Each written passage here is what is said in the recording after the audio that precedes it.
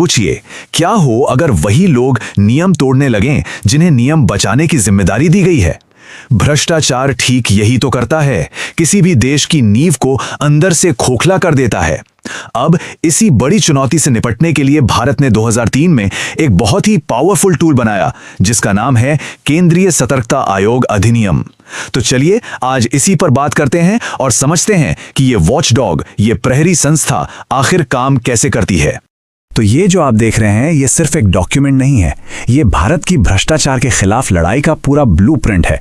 और इसका मिशन, इसका मकसद इसके प्रियम्बल में ही साफ साफ लिखा है, एक ऐसी संस्था बनाना जो भ्रष्टाचार के आरोपों की बिना किसी डर के, बिना किसी पक्षपात के जांच कर सके। चलिए इसके अंदर झांक कर देखते हैं। इस कानून को ठीक से समझने के लिए हम इसे कुछ हिस्सों में बांटकर देखेंगे। पहले बात करेंगे इसके मकसद की, फिर जानेंगे कि इस आयोग में कौन लोग होते हैं, उनकी शक्तियां क्या हैं, वो इतने इंडिपेंडेंट कैसे रहते हैं, और आखिर में देखेंगे कि उनका असर कितना दूर तक जाता है। तो सबसे पहले सबसे जरूरी सवाल, आखिर इस कानून को बनाने की जरूरत ही क्यों पड़ी? इसका कोर मिशन क्या है? देखिए, इस कानून का दिल एक बहुत ही सीधे और पावरफुल आइडिया में है। वो ये कि 1988 का जो प्रिवेंशन ऑफ करप्शन एक्ट है, उसके तहत जो भी अपराध होते हैं उनकी जांच करना। बस यही वो लीगल फाउंडेशन है जो सीवीसी को ये पावर देती है कि वो सरकारी अधिकारियों से जुड़े भ्रष्टाचार के मामलों में एक्शन ले सके। अच्छा, तो अब हम ये तो समझ गए कि सीवीसी का काम क्या है, लेकिन ये भी तो जानना जरूरी है कि इस काम को करने वाले लोग आखिर हैं कौन? मतलब इस कमीशन का स्ट्रक्चर क्या है और उन्हें अपॉइंट कौन करता है? इस एक्ट का सेक्शन 3 बताता है कि कमीशन की बनावट बहुत ही सिंपल और फोकस्ड रखी गई है। इसमें एक चेयरपर्सन होते हैं जिन्हें हम सेंट्रल विजिलेंस कमिश्नर कहते हैं, और उनकी मदद के लिए ज्यादा से ज्यादा 2 और सदस्य होते हैं जिन्हें विजिलेंस कमिश्नर्स कहा जाता है। लेकिन सवाल यह है कि इन कमिश्नर्स को चुनता कौन है? इनकी नियुक्ति की सिफारिश करने के लिए एक बहुत छोटी लेकिन बेहद पावरफुल कमेटी होती है। जी हां, इसमें सिर्फ 3 सदस्य होते हैं। और ये कोई आम कमेटी नहीं है। सेक्शन 4 के मुताबिक इस कमेटी के अध्यक्ष होते हैं प्रधानमंत्री, और बाकी 2 सदस्य होते हैं गृह मंत्री और लोकसभा में विपक्ष के नेता। अब इस स्ट्रक्चर को देखिए, ये पक्का करता है कि नियुक्तियों में सिर्फ सत्ताधारी पार्टी की ही ना चले, बल्कि एक पॉलिटिकल बैलेंस भी बना रहे।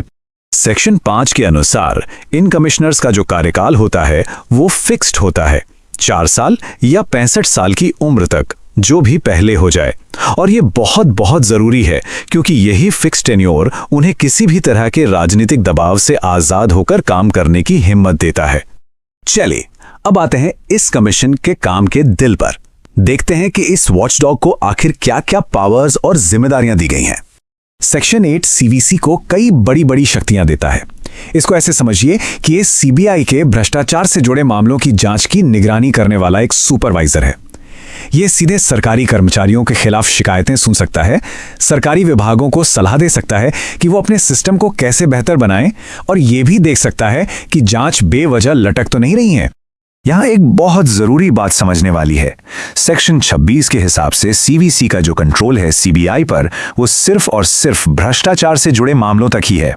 बाकी सभी तरह के अपराधों के लिए सीबीआई केंद्र सरकार को ही रिपोर्ट करती है। ये सीवीसी के मिशन को एकदम लेजर फोकस्ड रखता है, सिर्फ भ्रष्टाचार।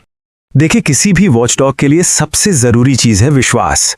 तो ये एक्ट कैसे पक्का करता है कि सीवीसी बिना किसी के दबाव में आए काम कर सके और साथ ही अपने काम के लिए जवाबदेह भी हो? आइए देखते हैं। इन कमिश्नर्स को उनके पद से हटाना आप कह सकते हैं लगभग नामुमकिन बना दिया गया है, और ऐसा जानबूझकर किया गया है। सेक्शन 6 के तहत उन्हें सिर्फ तब हटाया जा सकता है जब राष्ट्रपति मामला सुप्रीम कोर्ट को भेजें और सुप्रीम कोर्ट की जांच में उन पर लगे आरोप सही साबित हो जाएं। ये जो पूरी प्रक्रिया है ना, एक कवच की तरह काम करती है, जो उन्हें बिना डरे काम करने की आजादी देती है। और आजादी सिर्फ राजनीतिक नहीं, वित्तीय भी होनी चाहिए। सेक्शन 13 ये पक्का करता है कि सीवीसी के सभी खर्चे, मतलब सैलरी, पेंशन वगैरह, सीधे कंसोलिडेटेड फंड ऑफ इंडिया से आते हैं, ना कि सरकार के सालाना बजट से। इसका सीधा सा मतलब यह है कि सरकार पैसे रोककर कमीशन पर कोई दबाव नहीं बना सकती।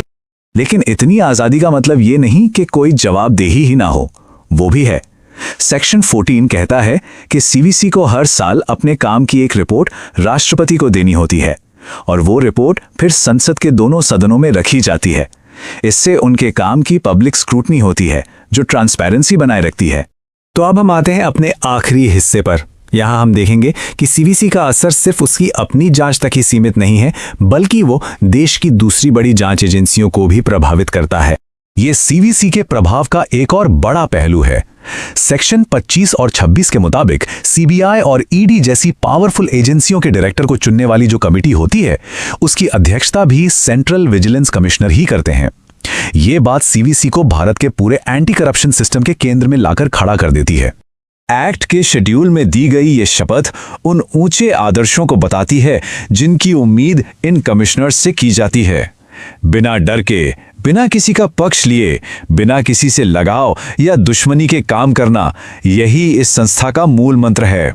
तो सीवीसी एक्ट आज़ादी और जवाबदेही के बीच एक बहुत ही नाजुक संतुलन बनाने की कोशिश करता है, लेकिन ये हमें एक बड़े और हमेशा काम आने वाले सवाल पर छोड़ जाता है कि हम ये कैसे सुनिश्चित करें कि जो संस्थाएं हम पर नजर रख रही हैं वो खुद पावरफुल और इंडिपेंडेंट भी रहें, लेकिन कभी अपनी शक्ति का